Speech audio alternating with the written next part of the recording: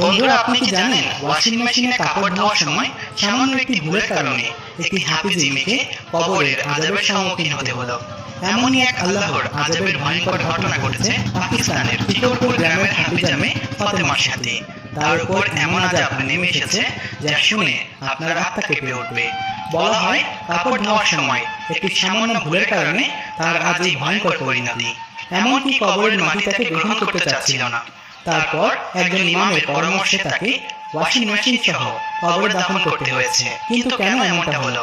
কাপড় ধোয়ার সময় এমন কি ভুল করেছিলেন তিনি, যার জন্য আল্লাহর এত কঠোর শাস্তি নেমে এলো তার উপর?